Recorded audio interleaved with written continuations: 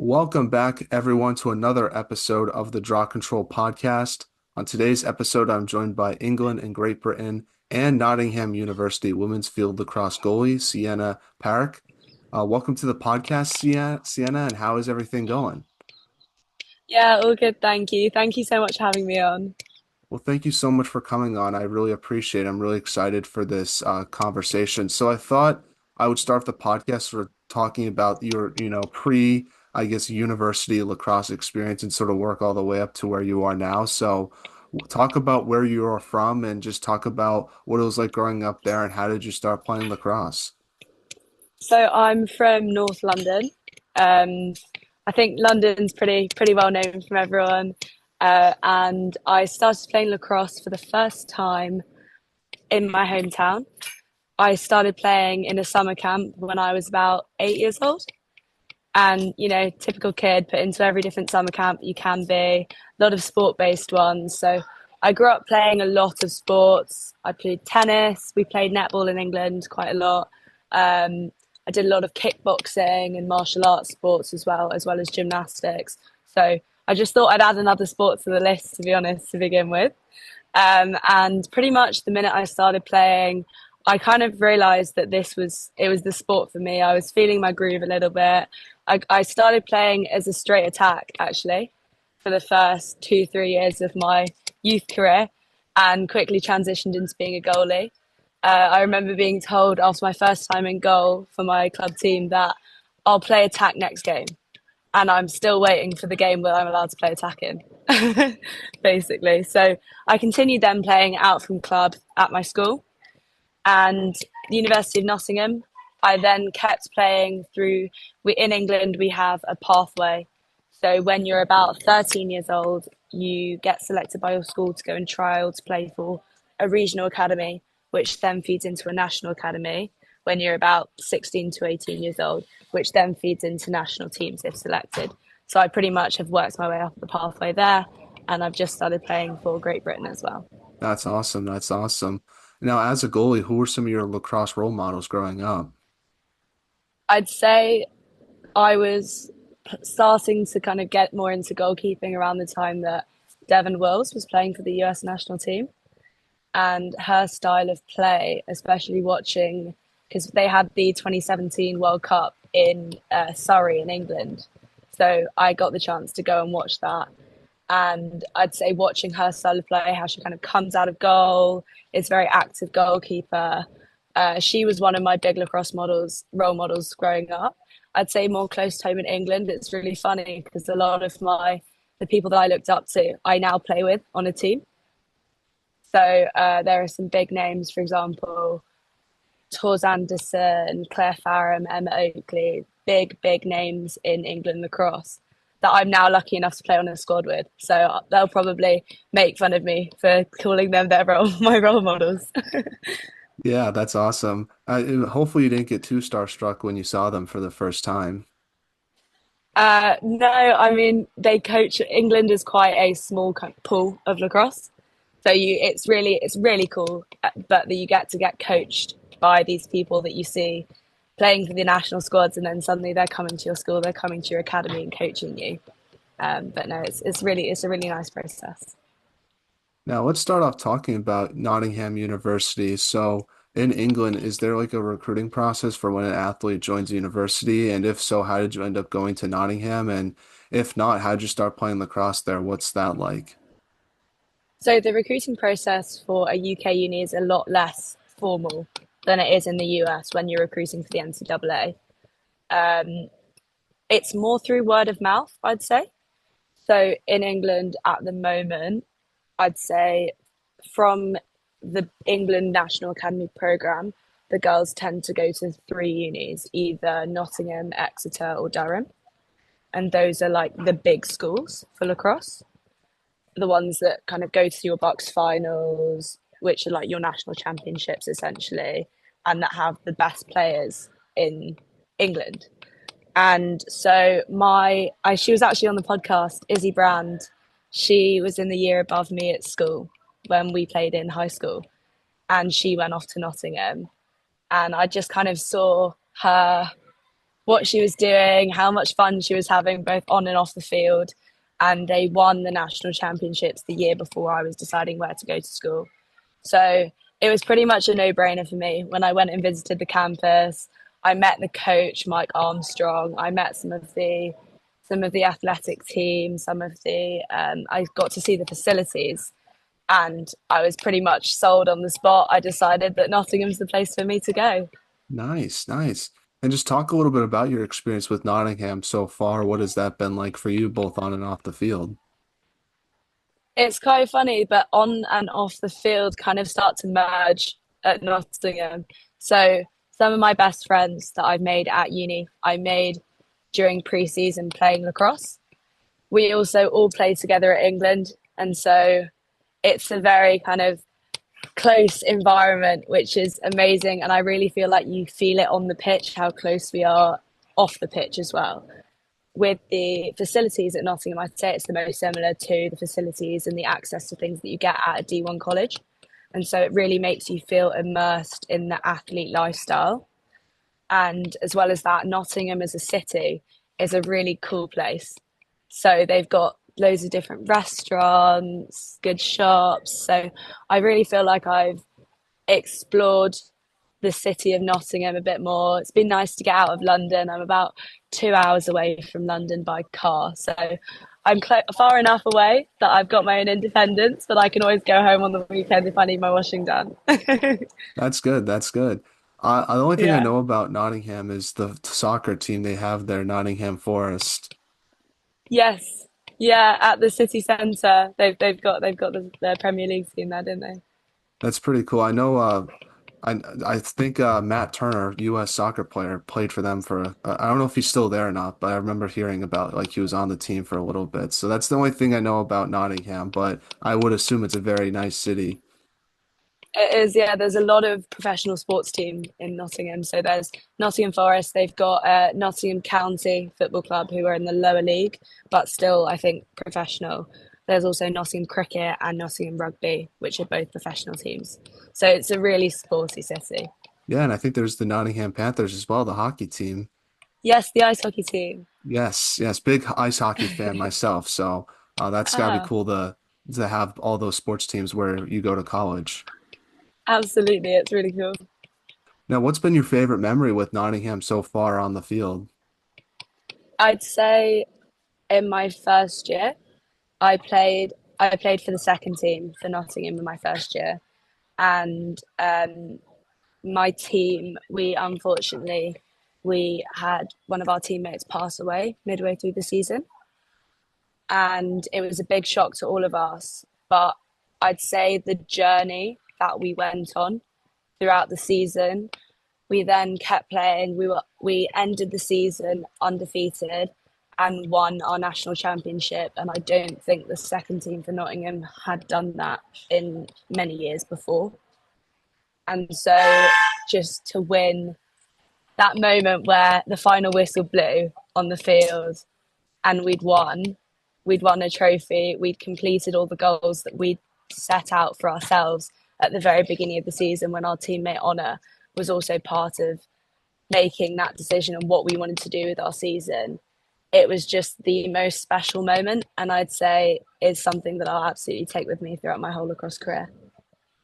Now, from your perspective, what do you think's been the biggest thing you've improved on since you arrived at Nottingham? Because goalie is one position I'm still learning a little bit, so I'm curious if there's any sort of strategies you've developed over your time with Nottingham that's made you a better goalkeeper. I'd say if it's more that I've learned about myself as a goalkeeper, I've kind of decided my niche in how I play. In terms of, I play as a very athletic goalkeeper, so I like to come out, I'll play the ball, come out for interceptions. And being at Nottingham and playing at such a high level at training consistently gave me the confidence and the game IQ to really be able to implement this niche into my game. On top of that, I think playing so frequently also let me develop a warm up routine and a consistent routine before every game that really makes a difference to me. Goalkeepers, we're quite weird creatures. A lot of us like routine. We like to have everything a certain way before we play. And it takes so long to really develop a routine that works for you. But playing so consistently over the past 3 years that I've been at Nottingham has really given me the chance to develop what works for me in that way. So I'd say that's the biggest thing I improved on, is just finding what consistently works for me and growing as a player. Now, how have you learned to balance both academics and lacrosse at such a high level at your university? So I do quite a hard degree. I study a degree called financial mathematics. So that requires a lot of contact hours, and on top of training, it can get quite tricky. I'm part of the scholarship program at the university, so I'm a sports scholar, where we are rewarded support and we are given some financial support as well as lifestyle support from the university, as due to being a high level in our sports. I'd say the way that I've managed balancing both academics and lacrosse is really by leaning on the lifestyle support given to us by the university. My advisor is an absolute saint. He's probably completely sick of me by this point, but I think having someone to just go to with your problems and then being able to say, okay, here's how you solve it, really takes away all the thought of it. So in terms of admin problems, oh, I've got a game, I'm going to miss this exam. What do I do? Someone telling you exactly what you need to do, because as an athlete, you've got so much to think about. Having someone else take a bit off your plate, I'd say, is the way that I've learnt to balance both. As well as that, I'd say discipline.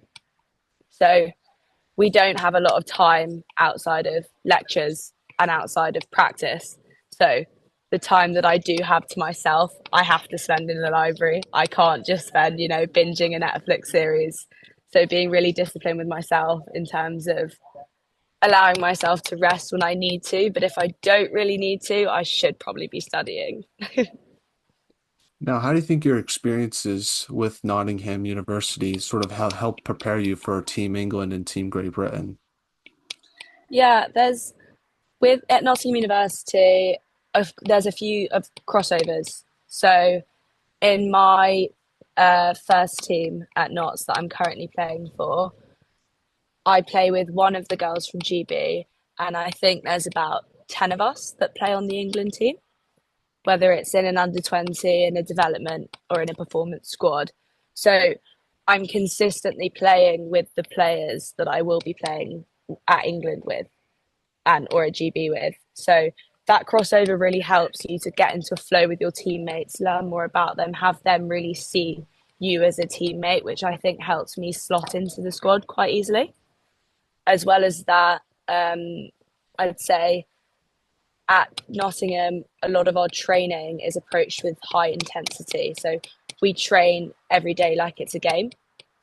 And so I'm so used to training with such intensity that I can bring it quite easily when I need to at an international level. Now, talk about what it's like getting the chance to represent your country in the tournaments you've gotten to participate in, and what an honor it must feel like to be a part of those tournaments and represent, Great Britain or England in whatever tournament that you're in. Yeah, of course. I feel like before I start, I should kind of, for the viewers, explain the difference between Great Britain and England, because I've had so many questions about that from so many people as well. Just that, so for the six-a-side version that's going to be in the Olympics, England, Scotland, Wales, and the Republic of Ireland combine to make Team Great Britain. Whereas in the 10-a-side form of the game, we play as our separate home nations. So we play as England, Scotland, Wales, or Ireland. So I've been lucky enough to play for both Great Britain and England in an under 20, Great Britain in a senior capacity, England in an under 20 capacity. So with Great Britain, I have 7 senior caps. I played in Hong Kong last December in the Super Sixes tournament. Um, and then I recently, last week, just got back from playing in Indianapolis in the USA Lacrosse Experience. And I mean, on top of getting to travel to such cool places, I don't know when I'd get the chance to travel to Hong Kong if it wasn't for lacrosse. It's just so cool to play different teams, meet loads of different people, and of course to wear a shirt that says Great Britain on it, or to wear a shirt that says England on it, is and to sing your national anthem, I'd say is such a special experience. And every time I get to step on that field, having sung my national anthem with my team, you just feel this energy around you that's so special because everyone is representing their country. And you don't realize it because you're surrounded in a performance environment.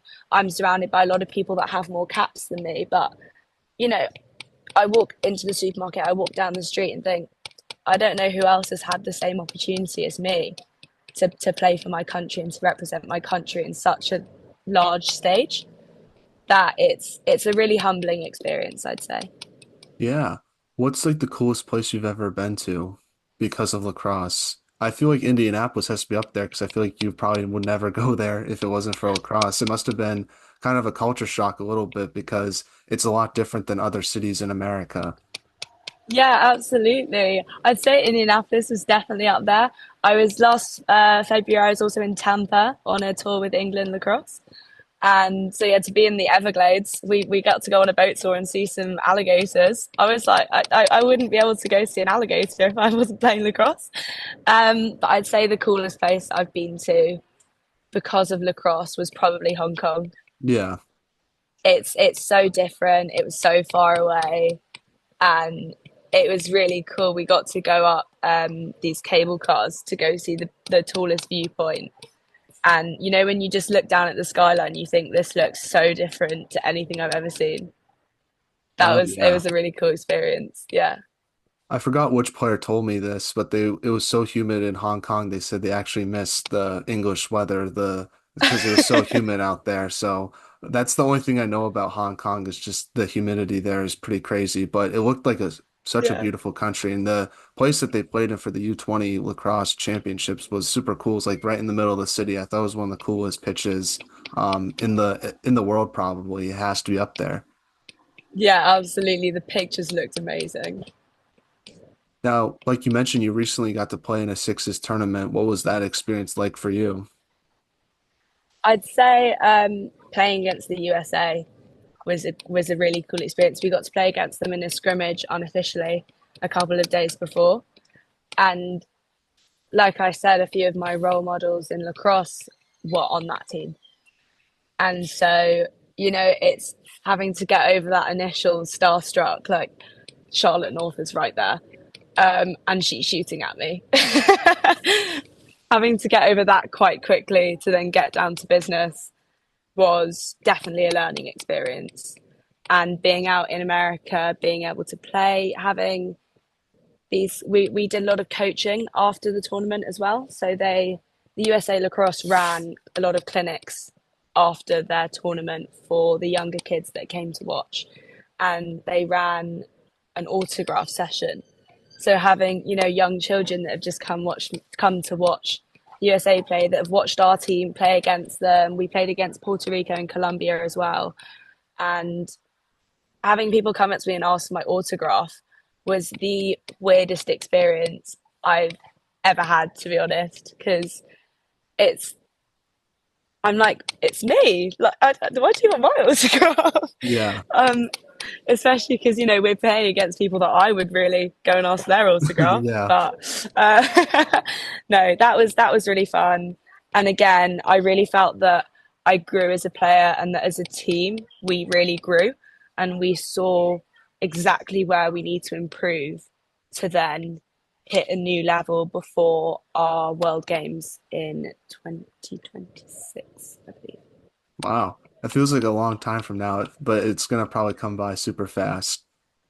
Yeah, yeah. Oh, sorry. The World Games 2025. The World Cup is 2026. Okay. I even get a bit confused there. No, Yes. that's all good. It's gonna come by super fast, like I said. So, it feels like a long Absolutely. time from now, but then like it'll be like Christmas at like in 2 minutes. It'll feel like, and then I'll be like, oh, it's coming up in a few months. So, No, absolutely. It's always the way, isn't it? It's so far away until your flight is next week yeah, and you've not exactly, packed. exactly. Like the thing is with So obviously North America's hosting the World Cup in 2026. And I remember when it was like first announced, like, man, that's a long way away. And now it's only 2 years away. It's like it's coming up pretty fast. It's crazy how fast time can go can feel sometimes, I guess. Definitely, definitely. Now, do you have like a particular favorite memory with Team England or Team Great Britain that stands out to you? I think my favorite memory was my first ever cap for it was Team England that I got my first ever under 20 cap for. And it was at what we call a home international. So England, Scotland, and Wales play each other. I think there are about 5 people on the sideline watching us. But I'd just come off of 2 big knee injuries and a knee surgery. And so I'd missed out on the time I was supposed to get my first cap and then came back the next year. And stepping out in my England shirt and singing God Save, it was the Queen at the time, God Save the Queen, I think was my favourite memory. And just looking around and thinking, oh my God, I've seen people on TV do this and now I'm doing it.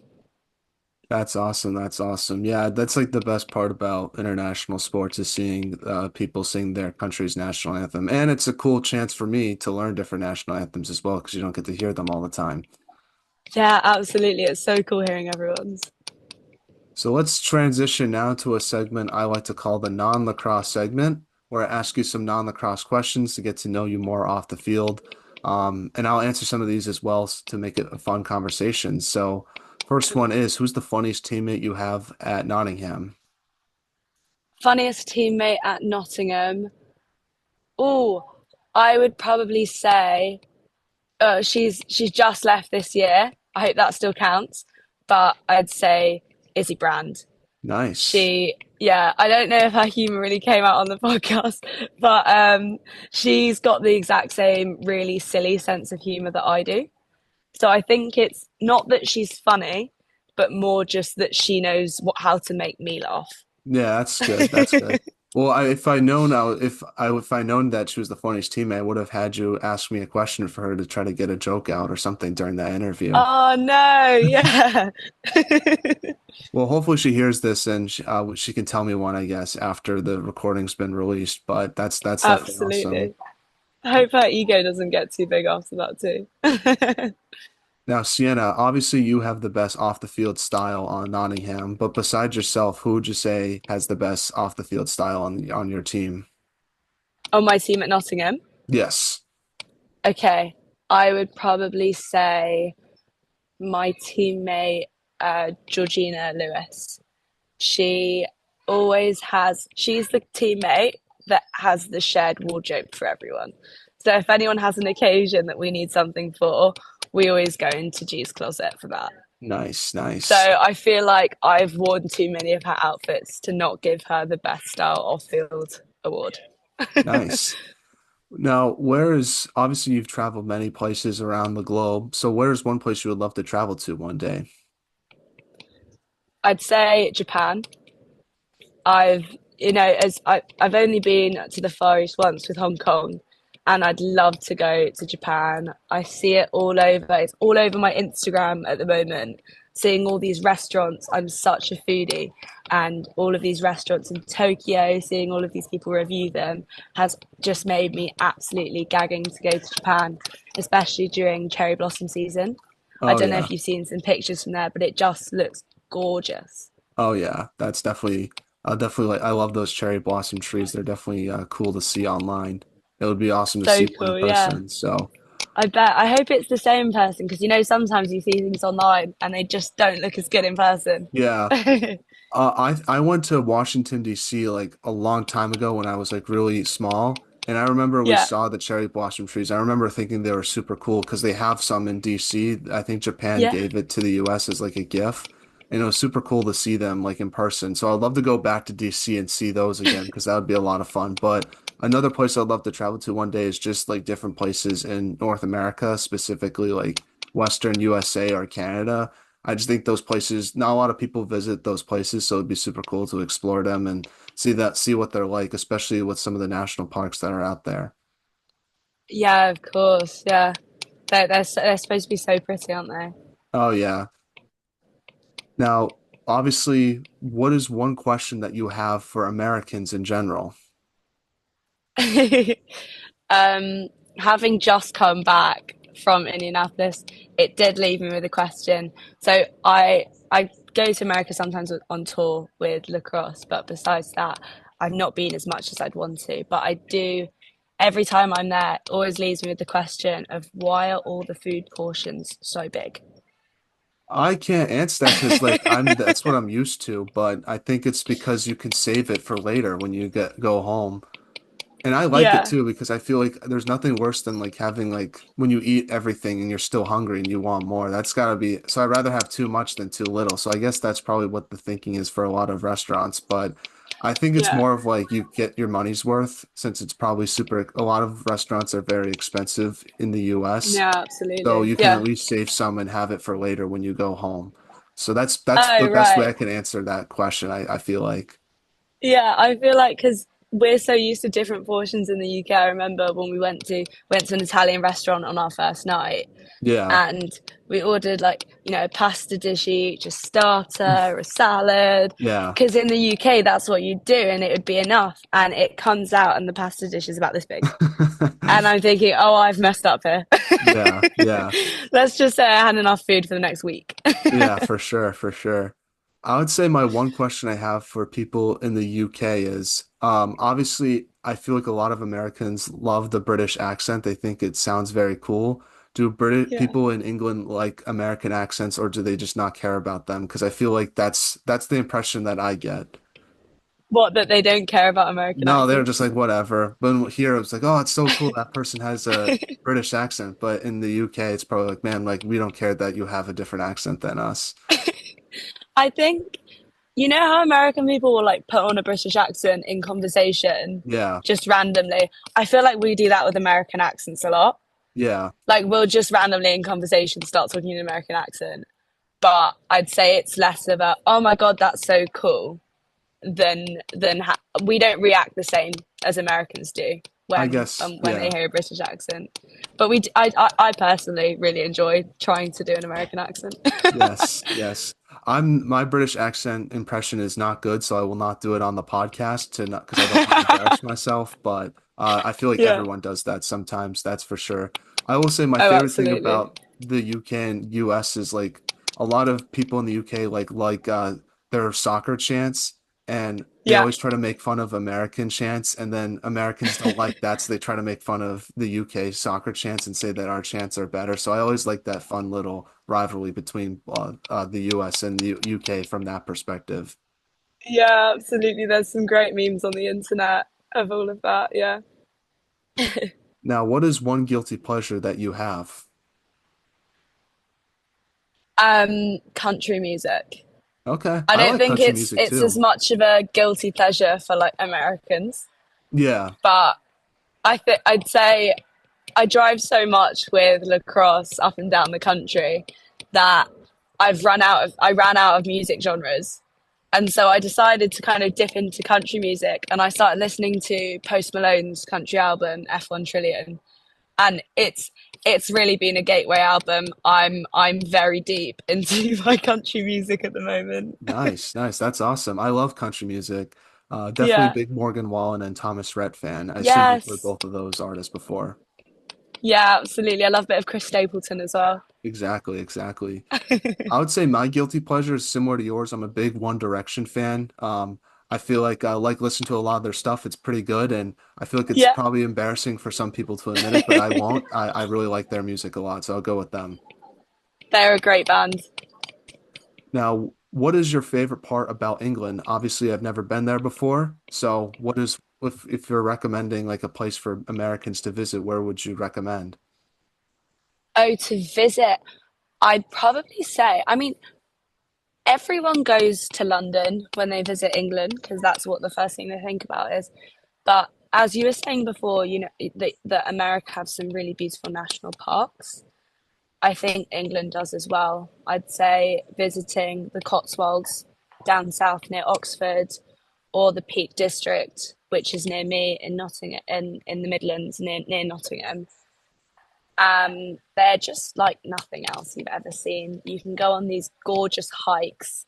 Either in full time, you see all of the trees with the leaves that have fallen. In summer, it's all sunny. You get to see loads of cows everywhere. Or in winter when it's snowed, it's just such a magical place. And if you've ever seen the movie The Holiday, that's what the Cotswolds looks a little bit like in Christmas. When I think it's Cameron Diaz. Is it Cameron Diaz in The Holiday? She goes to an English cottage, and it literally looks exactly like it does in that film. That's awesome. Yeah, no, I'd Yeah. definitely love to. That would definitely be cool to check that stuff out. I would say I would like to go to London too. I know that's sort of like a basic touristy thing, but I really want to see like a red phone booth. That looks super cool. They've got them all over the country, but no, I think if you come to England for the first time, you've got to do London first. Oh yeah, see all the like Yeah. Big Ben, Buckingham Palace, all that stuff. Yeah. The That's London definitely be a lot Eye. of fun. Oh yeah, for sure, for sure. I would Absolutely. not go on the Ferris wheel though. I'm too scared of that, but I'll definitely like to see the outside of it. Yeah. Now, last non-lacrosse question is if you could have lunch with anyone in the world, who would it be and why? Michael Jordan. That's a good answer. That's a good answer. Yeah.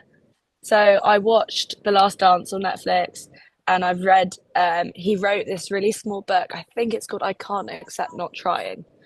And just reading that, listening to his story, how he came up, how he didn't make the varsity squad originally for his team, and I just want to pick his brain a bit more on his mentality. Hmm. And I think he's just got one of the like strongest mindsets. And obviously, he's done so well for himself on a sporting area. He's one of the greatest basketball players of all time. So I'd really just want to sit down with him and see what brought him to the point he's at. Yeah. So normally I answer the same answer for this question, which is Tom Brady, just because Yeah. of the adversity he went through. I'd love to hear just about his underdog story and his mentality as well, because I really like that part of about his game. But for this one, I gave a sort of a tidbit for myself, and I said I have to answer someone who's from England, just because this is an English interview. So I said Daniel Craig. I think it would be cool Okay. to learn about the James Bond movies, and he seems like a cool Yeah. guy. So that's who I would go with. He was absolutely the best, well, the best James Bond actor out of them all. I agree with you on that. Yeah. Either him or Paul McCartney. I think that would be cool to Mm. sort of reminisce about Beatles stories with him. I bet. Yeah, absolutely. So let's get back to one more question before we end this interview. And do you have any shout outs you want to give and who from your team or any team that you've been on should we have on the podcast next? Shout outs. I'd like to shout out British Lacrosse, University of Nottingham, England Lacrosse, and also Pulse Lacrosse. They sponsor me. They sponsor most of my apparel that I wear. Don't have it on today. I've got my British Lacrosse on kit today.